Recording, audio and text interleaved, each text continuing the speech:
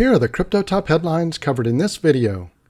Crypto exchanges see $3 billion of Ethereum exit since ETF approvals. Next, Bitcoin transaction value hits yearly high with $25 billion moved. Also, FIT21 bill, a watershed moment for crypto despite CFTC-SEC friction. Welcome to Crypto Top Headlines, where there's no clickbait thumbnails or titles, and no speeches on my opinions, just bringing crypto's news to you. We have a quick request that doesn't cost you anything in order to help. Help us grow this channel to 1,000 subscribers by September, which would be our channel's 1-year anniversary. All we ask is that you click on the like and subscribe buttons as well as the notification bell. By clicking on these, it does help grow the channel, so thank you in advance for doing so. Now, on to these headlines.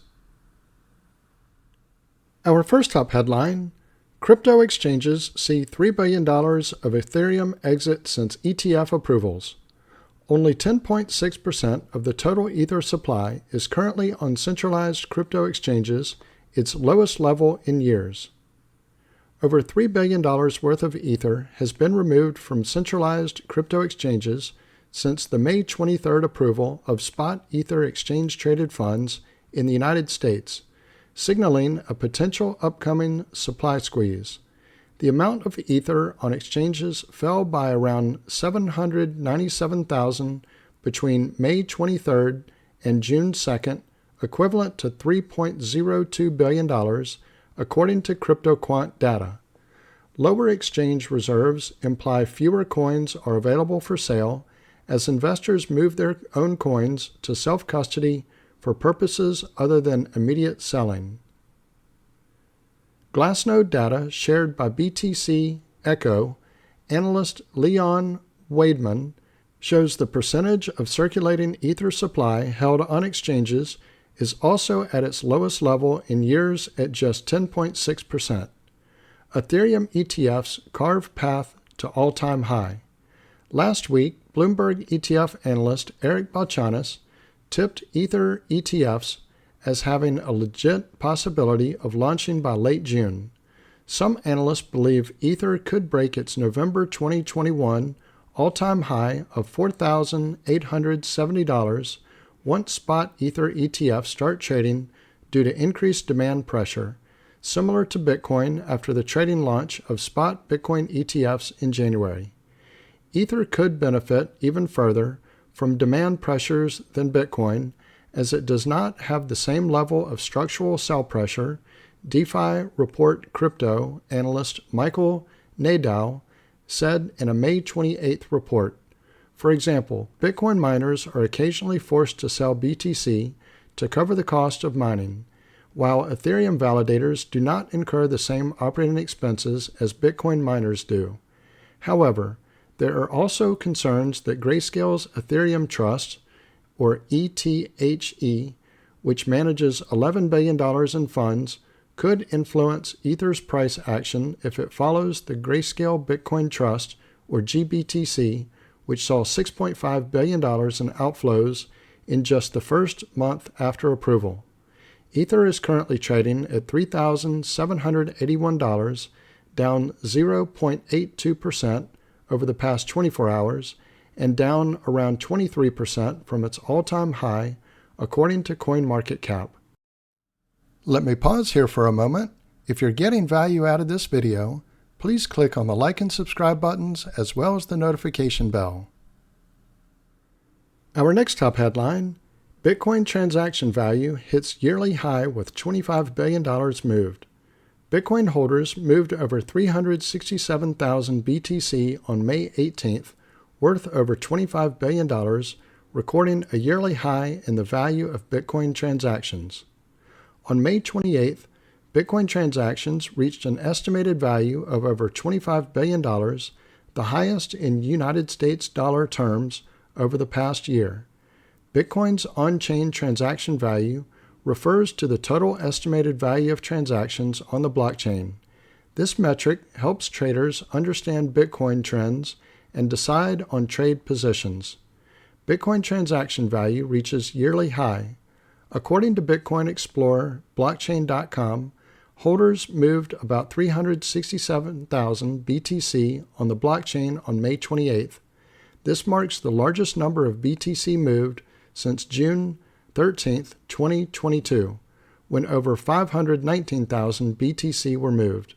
At the time, Bitcoin price hovered at around $26,500, which put the dollar value of the transactions at nearly $14 billion. While the number of Bitcoin moved on May 28th was significantly less, the price of BTC was around $69,374, making the total value of the transactions around $25.5 billion. Number of Bitcoin transactions. Despite the transaction value reaching a yearly high, the number of transactions remained relatively normal. On May 28th, Bitcoin transaction tracker YCharts recorded a total of 596,790 transactions in Bitcoin.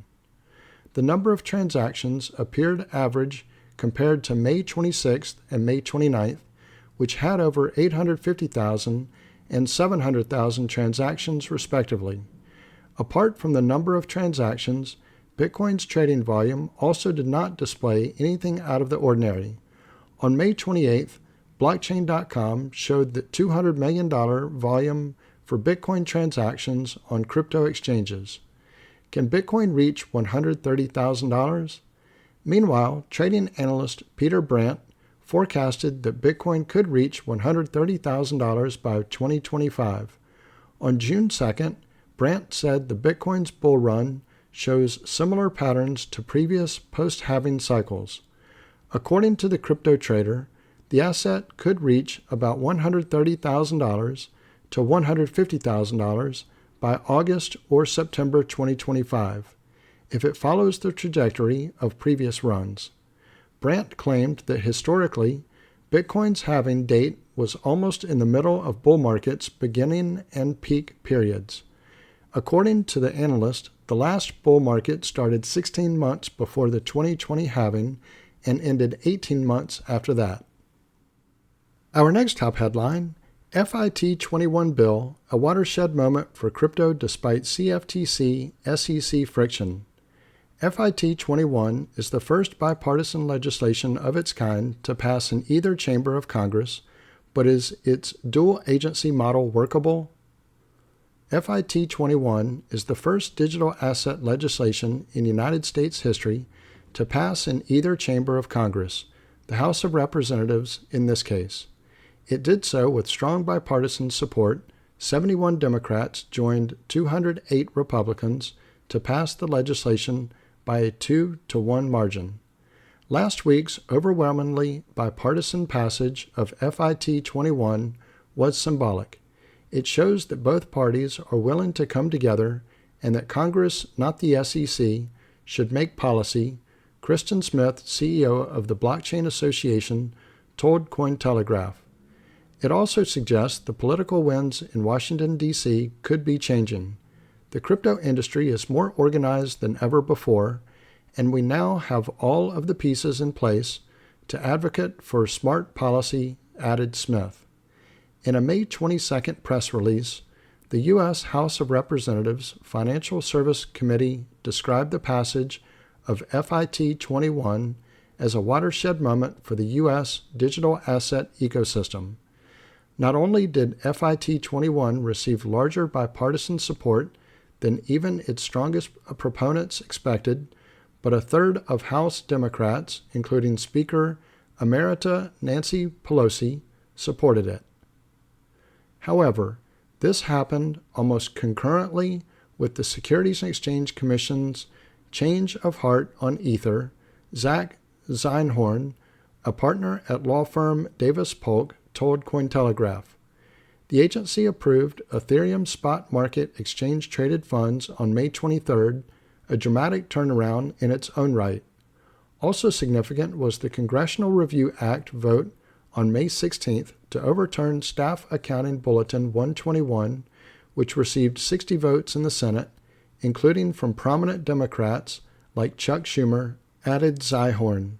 This makes it easy for highly regulated financial institutions and firms to act as custodians of digital assets. Dual agency crypto regulation. However, one potential friction point with FIT21 is its dual agency regulatory regime.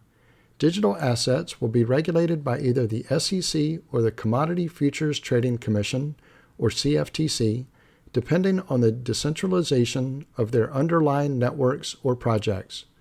The commodities regulator would supervise decentralized assets like Bitcoin, while the SEC might regulate tokens used to raise capital for new digital projects, example initial coin offerings, which are more like traditional securities.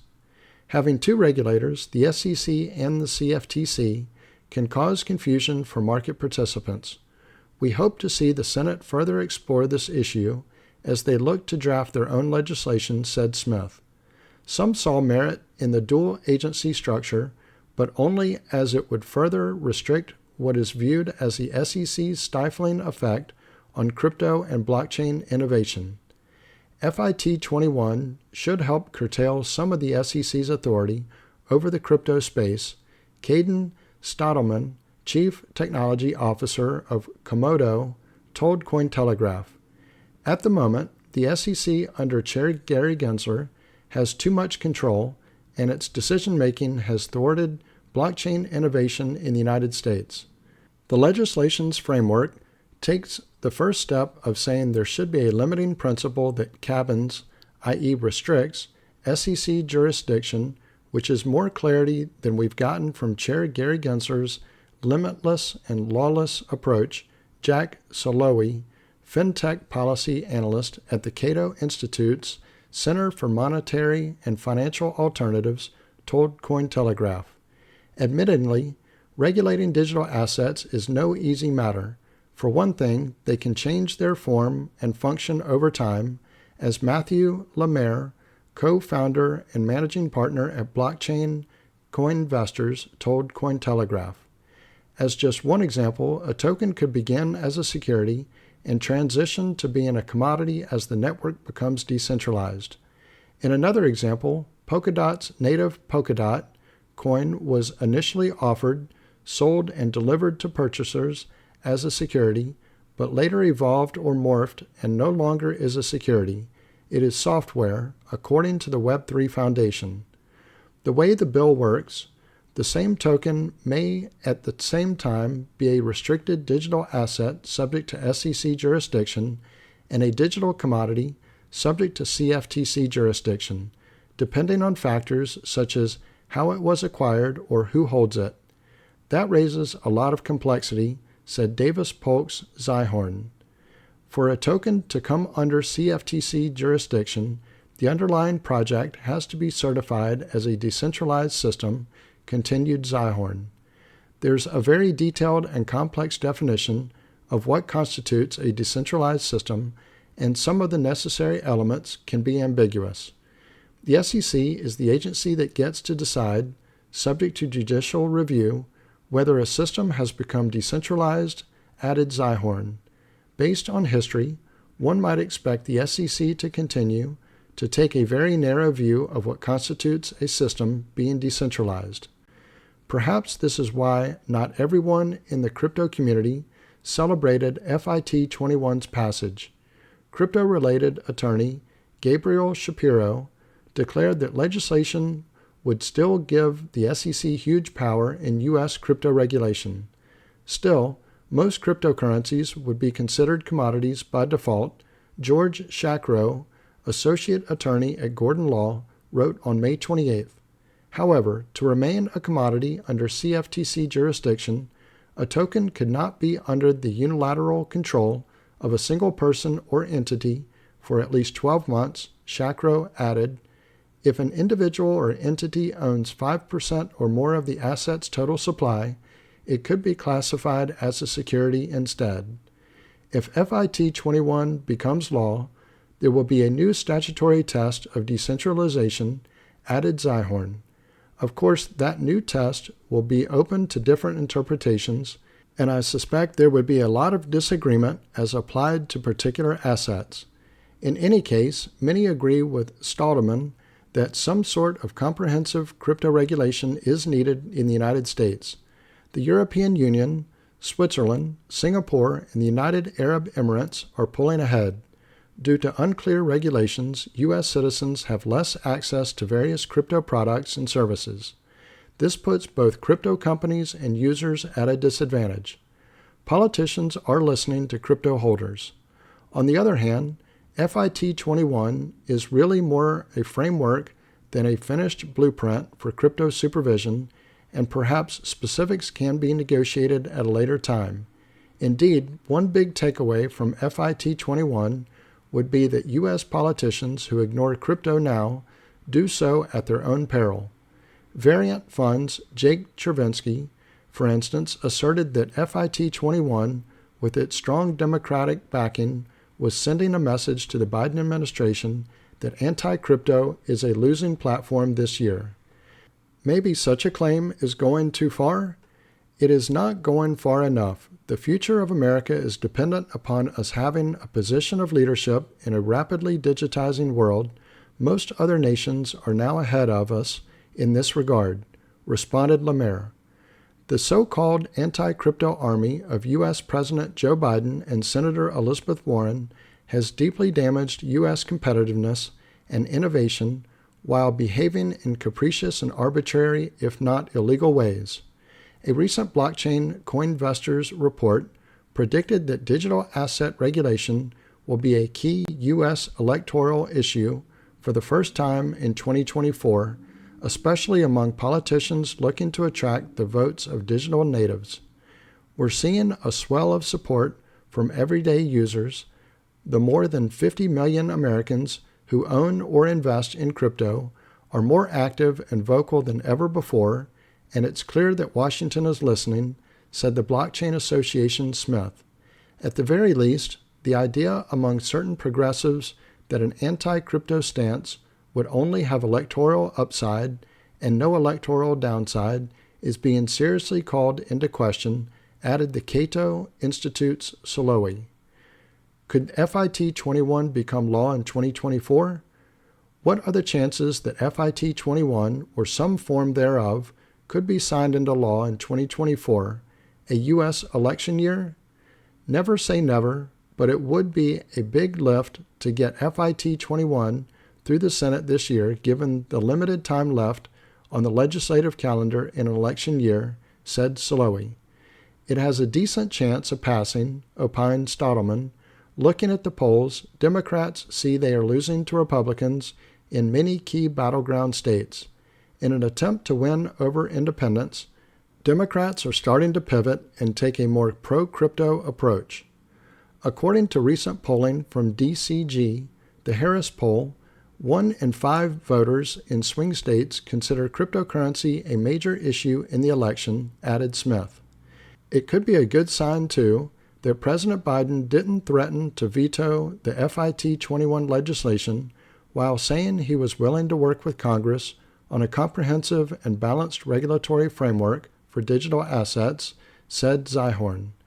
It may mean there's room for negotiation to get to a workable legislative solution. All in all, there certainly seems to be shifting winds, commented Zyhorn, though FIT21 still faces an uphill climb in the Senate. But in light of the 60 votes in the Senate in the recent SAB 121 disapproval resolution, it's not impossible. So this concludes Crypto Top Headlines. If you haven't already done so, don't forget to click on the like and subscribe buttons as well as the notification bell. Also, leave your thoughts in the comments and share this video with your friends and family. Thank you all for watching Crypto Top Headlines, bringing crypto's news to you.